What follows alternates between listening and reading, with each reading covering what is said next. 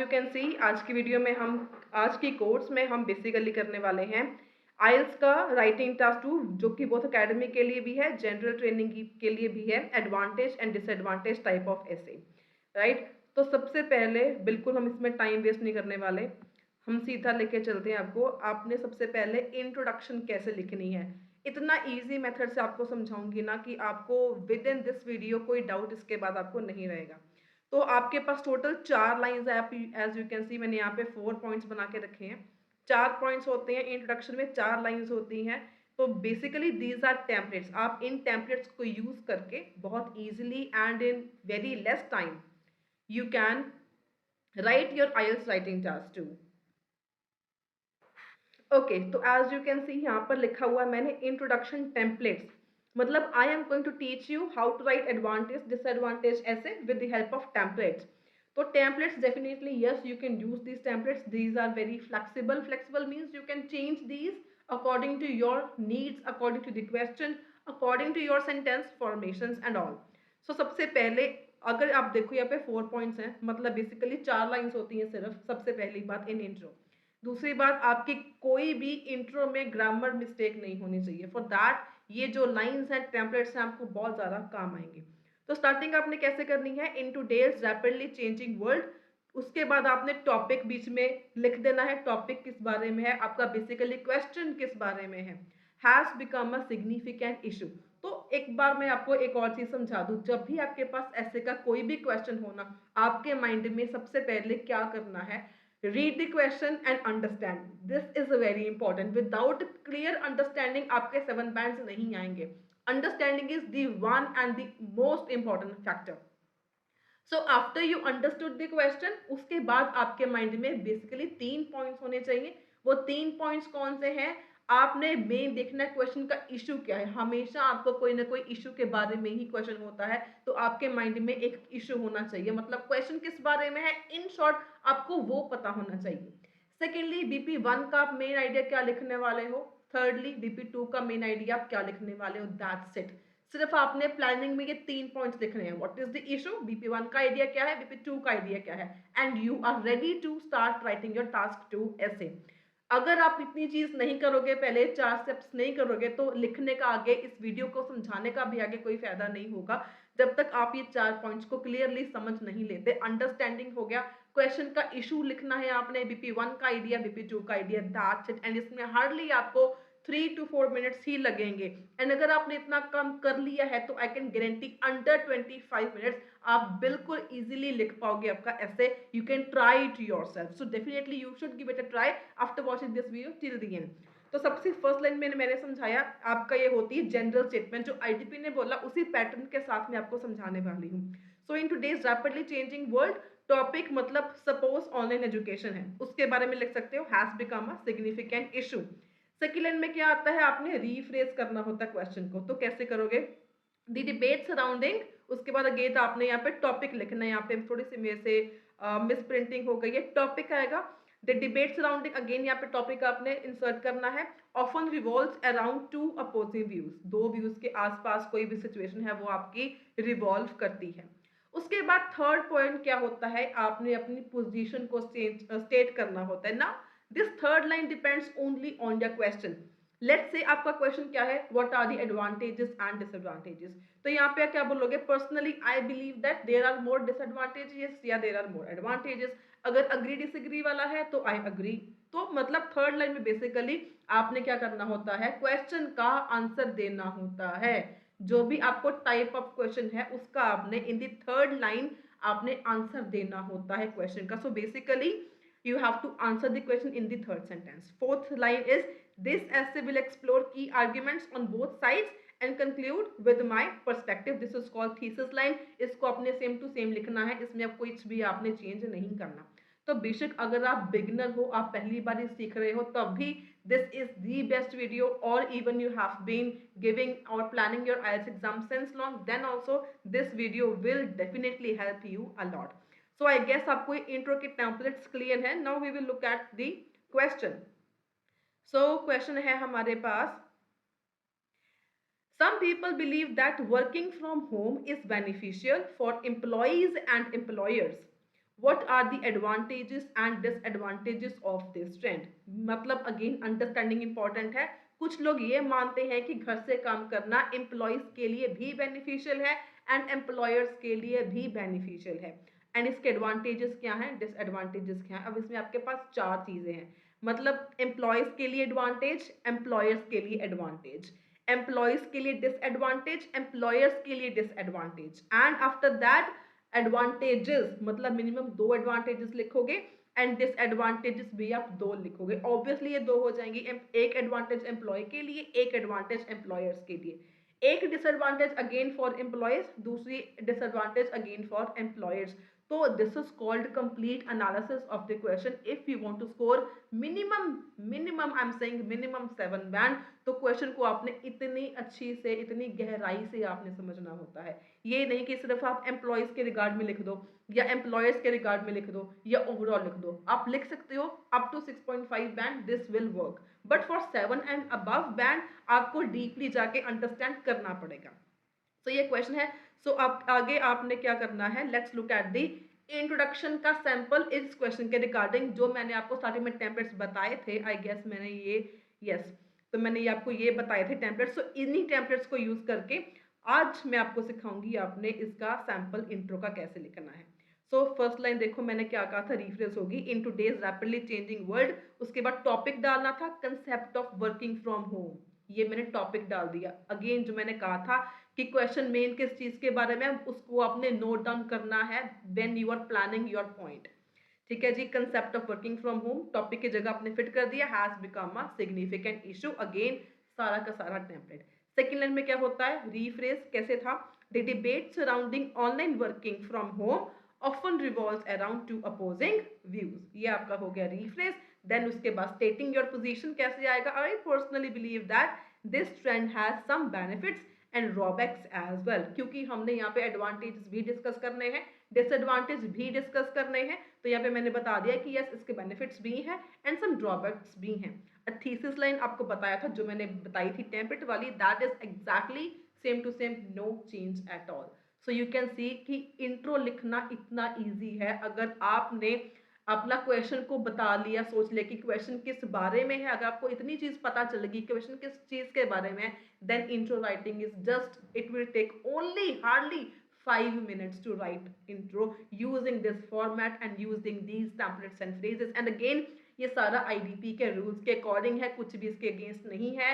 And अगर आप इनको यूज करते हो without any grammar mistake, without any spelling mistake, तब आपके इजीली 7 बैंड आ जाएंगे।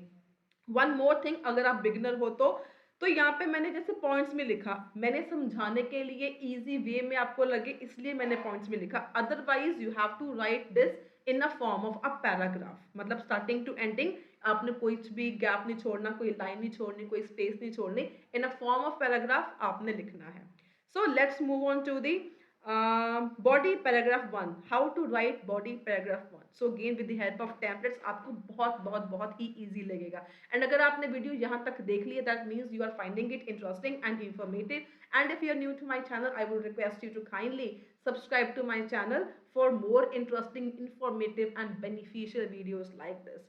So let's look at the templates for body paragraph 1। अब यहाँ पे आपके पास अगेन 4 पॉइंट्स हैं, मतलब अगेन आपके सिर्फ 4 लाइंस में BP1 खत्म हो जाता है। आपने वर्ड लिमिट के अंदर ही काम करना होता है। एंड ऐसे की वर्ड लिमिट क्या है, only around 250 words, not less than 250 words। तो इससे ही आपका easily word limit पूरी हो जाती है। So as this is the complete course on writing task 2, आपको डिटेल में चीजें सारी के सारी पता चल जाएंगी। ये one of the form different type of essay है। अगर आपके को पता ही, हमारे पास 6 to 7 टाइप्स ऑफ एसेज होते हैं। इसमें एडवांटेज डिसएडवांटेज वाला essay is very very very important and it's very easy to write as well. In my upcoming videos I will be uploading more and I will be covering different and all types of essays। तो first point में यहाँ पे क्या हो गया, first line में आपने हमेशा बॉडी पैराग्राफ, चाहे आप कोई भी ऐसे लिख रहे हो, हमेशा स्टार्टिंग की लाइन आपकी क्या होनी चाहिए, मेन आइडिया। अब आपने लिखना कैसे है, on the one hand comma डाल के आपका मेन आइडिया। अब पंक्चुएशन मार्क्स अगेन बहुत ज़्यादा इंपॉर्टेंट है, तो मैं यहाँ पे बारीकियों के साथ आपको डिटेल में समझा रही हूँ, so that why this is a full course. अगर प्रॉब्लम कुछ भी है राइटिंग टास्क 2 में, so definitely this will help you a lot. So second line में आपका क्या आएगा, यू हैव टू एक्सप्लेन। कैसे करोगे, this means that, same to same आएगा। उसके बाद you have to expand your idea.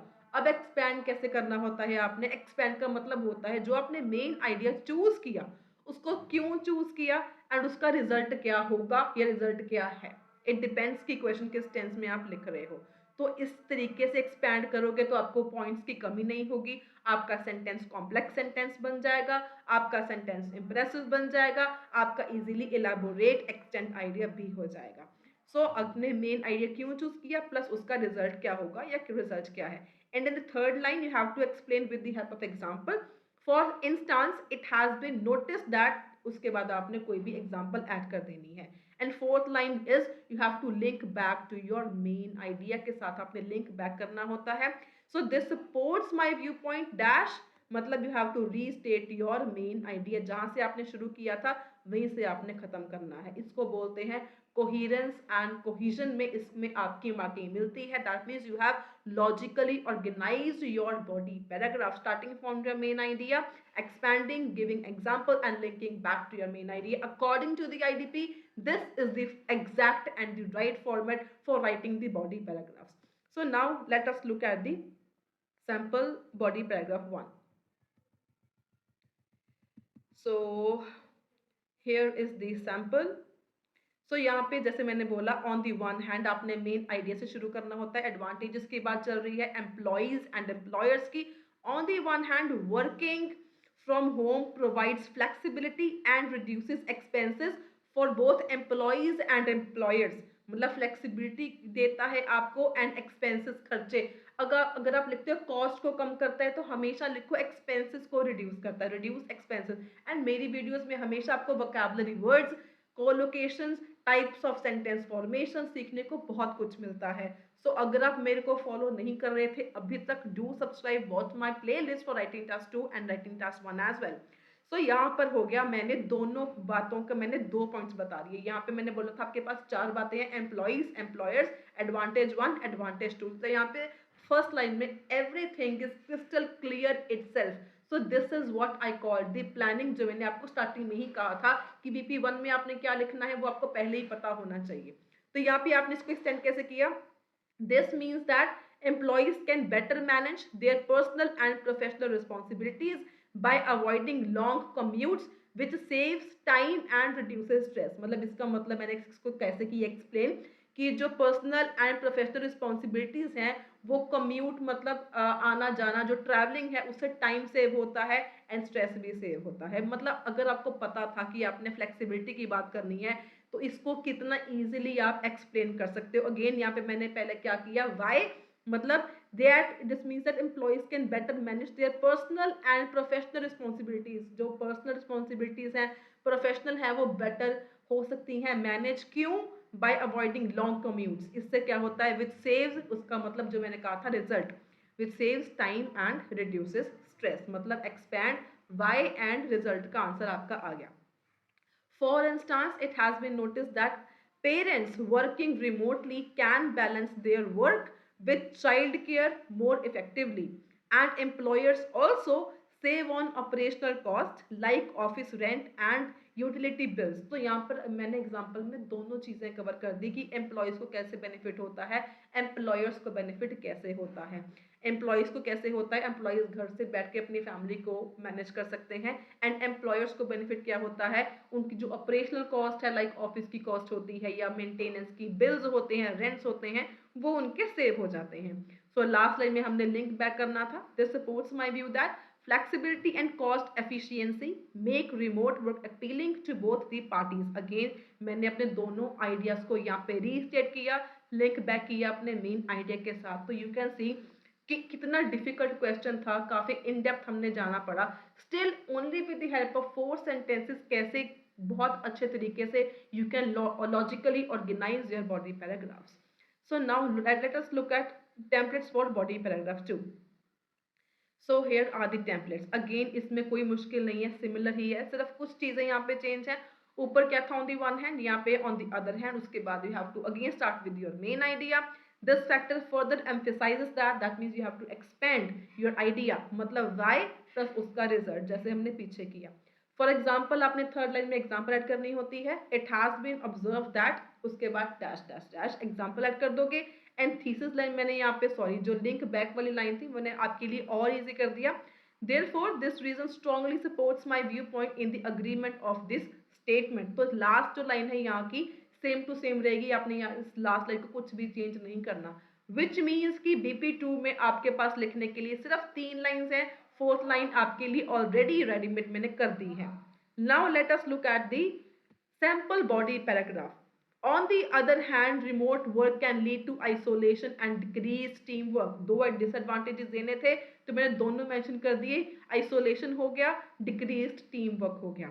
This factor further emphasizes that employees working from home often miss out on the social interactions, and this lack of interaction also hampers collaboration, especially the job that require brainstorming or teamwork. तो यहाँ पे मैंने expand कर दिया sorry तो यहाँ पे मैंने एक्सपैंड कर दिया अपने आइडिया को कि मैंने आइसोलेशन क्यों बोला, डिक्रीज टीम वर्क क्यों बोला, एक्सपैंड कर दिया, उसका रिजल्ट भी बता दिया, उसका रिजल्ट क्या होता है।